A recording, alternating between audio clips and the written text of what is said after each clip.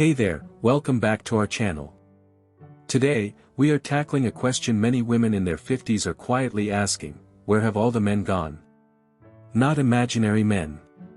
Not the idealized version people assume should exist for a successful woman at this stage of life.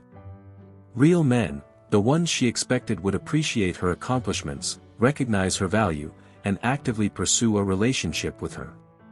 The confusion is genuine. She followed the roadmap she was given and arrived at the place she believed would bring fulfillment, only to discover that the outcome she was promised never appeared. She worked hard. She built a stable career, secured financial independence, purchased her own home, and created a life that reflects competence and responsibility. She was taught these things would make her highly desirable to the right man. Yet the relationships she expected are not materializing. Today, we are going to discuss why. Not the comforting explanation that blames everything on insecure men who supposedly fear strong women. The deeper explanation is the one that requires confronting an uncomfortable reality that many people around her have avoided discussing because preserving comfort is easier than telling the truth. She deserves the truth more than she deserves another comfortable explanation for why the men keep not arriving. The first truth she must understand is this: what she spent decades building is not necessarily what men prioritize in relationships. That realization is difficult because society repeatedly told her the opposite. She was encouraged to believe that professional success, independence, assets, and personal achievements automatically increased her relationship value. She was taught that any man who failed to appreciate those accomplishments simply lacked maturity or vision. Over time, she internalized that belief and made it central to her identity. As a result, she often approaches dating the same way someone approaches a professional opportunity, presenting her accomplishments as evidence of why she should be selected. But men are not evaluating relationships the way employers evaluate applicants. For many men over 50, career status, income, property ownership, and personal achievements are not the deciding factors when considering a partner. What they are searching for cannot be summarized on a resume. They are looking for peace. They want a relationship that feels calming instead of demanding. They want companionship that lightens emotional pressure instead of increasing it. They value peace, emotional comfort, and a home environment that feels restful rather than stressful. Many men at this age have already experienced relationships that felt exhausting, marriages where they constantly felt evaluated, where expectations kept shifting, and where their efforts never seemed fully sufficient. After living through that kind of emotional strain, many are unwilling to return to it, regardless of how accomplished a new partner may be. That is why her professional success is often not the trait being measured. What matters more is the emotional experience she creates. And when a woman cannot distinguish between personal achievement and relational energy, she may continue entering relationships offering qualities men admire intellectually, while overlooking the qualities they are actually seeking emotionally. The second thing she needs to understand is that the standards she still uses were designed for a version of the dating market that no longer applies to her current reality. She speaks confidently about her standards and treats them as a reflection of her self-worth. To her, they symbolize self-respect and a refusal to accept less than she believes she deserves. And those standards are not imaginary, she follows them consistently. The problem is that they were shaped around the position she occupied decades earlier, when she was younger and had a far wider range of options available to her.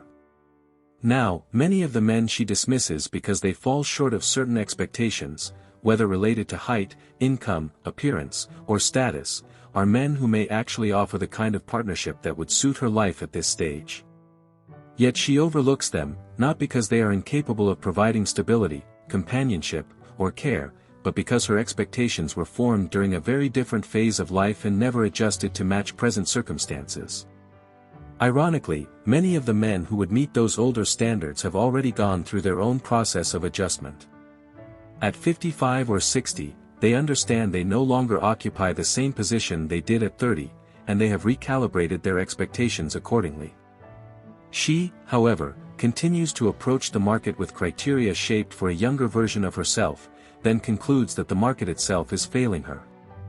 In reality, The issue is not the absence of suitable men but the gap between her expectations and current reality. And the people around her who continually reassure her that those standards should remain untouched may actually be reinforcing the very situation that leaves her dissatisfied. The third thing she needs to understand is the message her relationship history sends to the men she hopes to attract.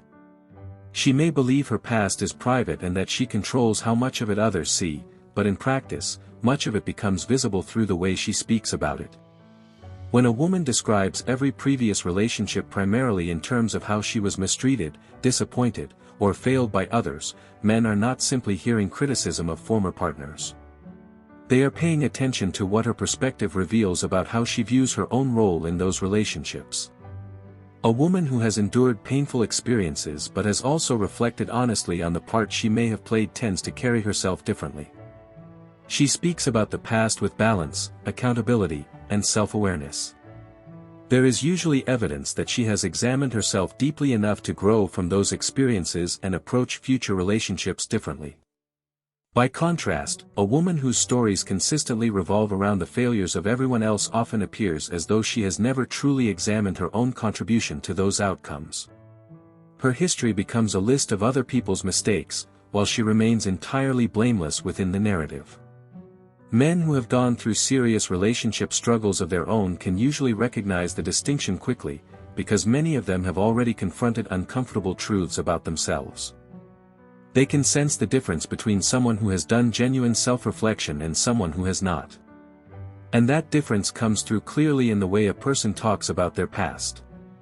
The real issue is not simply what happened in her history but what her interpretation of that history communicates about her. The fourth thing she needs to confront is an honest evaluation of what she is truly bringing into a relationship.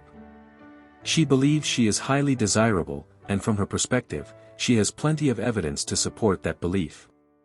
She has built a successful life, achieved independence, created stability, and accumulated accomplishments that are objectively impressive. But the qualities she uses to measure her own value are not necessarily the same qualities a man prioritizes when deciding whether he wants to share his life with her. He is not primarily evaluating her resume, her income, her career achievements, or the fact that she built a life on her own. What matters most to him is the everyday experience of being around her, the emotional atmosphere she creates in ordinary life, the feeling that exists in the quiet moments that make up most of a long-term relationship. Does she bring genuine warmth into daily interactions? Not the temporary charm people display at the beginning of dating, but a sincere ease and affection that comes naturally because she truly enjoys the man she is with. Does she communicate appreciation for him simply through the way she engages with him day after day, independent of what he provides materially or socially? Can she truly accept him as he is? Not simply expect acceptance for herself, but also welcome his differences, his personality, humor, opinions, and unique way of experiencing life. Real relationships always involve two distinct people, and the question is whether she approaches those differences with openness and curiosity or with constant judgment about whether he measures up to an internal checklist. Is she internally settled? Not projecting the appearance of calmness, but being genuinely emotionally grounded. Does she carry a sense of inner stability that allows her to participate in a relationship without requiring her partner to constantly regulate her emotions or manage unresolved anxieties she has never fully addressed herself? Those are the qualities that ultimately determine whether a man experiences her as someone deeply valuable to share life with. The deciding factor is not her professional success or independence but the emotional reality of being in a relationship with her every day. And if an honest assessment of those qualities contradicts the confident image she presents publicly or among friends, then facing that truth may be the most important step available to her. The fifth thing she needs to understand is that lasting change does not come from improving appearances or presenting herself more effectively. It does not come from learning how to market herself as a better option while remaining internally unchanged.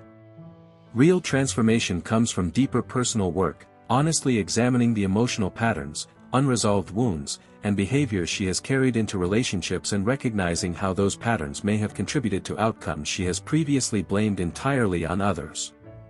It requires a difficult and uncomfortable willingness to examine who she actually was within the relationships that failed and what role she played in their endings. It also requires adjusting her expectations to fit the reality of her current stage of life rather than clinging to standards shaped decades earlier. That kind of self-examination is not easy. It does not provide the immediate comfort of external validation. In fact, the environment around her may actively discourage it. Friends, social circles, and online audiences may continue reinforcing the belief that she is flawless, that every disappointment was someone else's fault, and that men who do not choose her are simply inadequate. That reassurance may feel good, but it can also keep her trapped in the same patterns that continue producing the same outcomes. The work being described leads somewhere entirely different.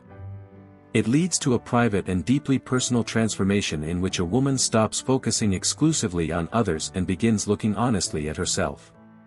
She uncovers the unresolved issues beneath the confident exterior she has been presenting, and instead of hiding them, she addresses them with patience, humility, and sincerity.